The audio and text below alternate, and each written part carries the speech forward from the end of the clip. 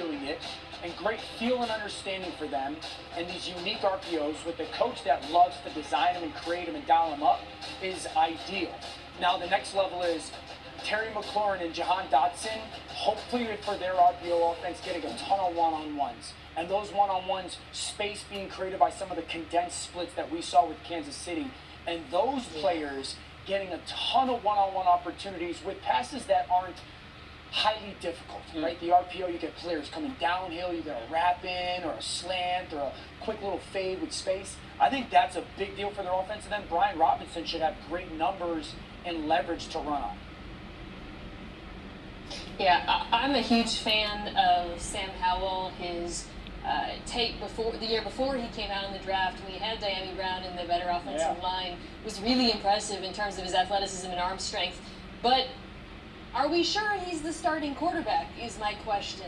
Because they keep praising him, and obviously they didn't go out and get a quarterback this year, but they also signed Jacoby Brissett to a contract worth, I believe, up to $8 million, which would be very high-end backup money.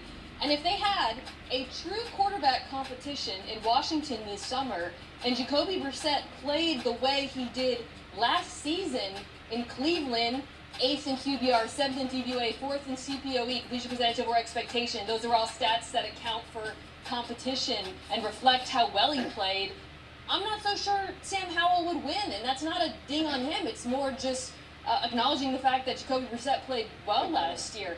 And for me, this is an important question that Washington has to resolve soon, because the offenses for these two players are very different. Everything Dan just described for Sam Howell, the RPOs, you're going to put him on the move a lot. There's going to be a very expansive design quarterback run game.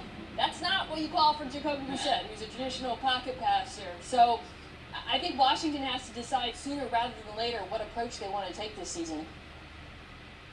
Well, first and foremost, that deal with Jacoby Brissett was up to $10 million.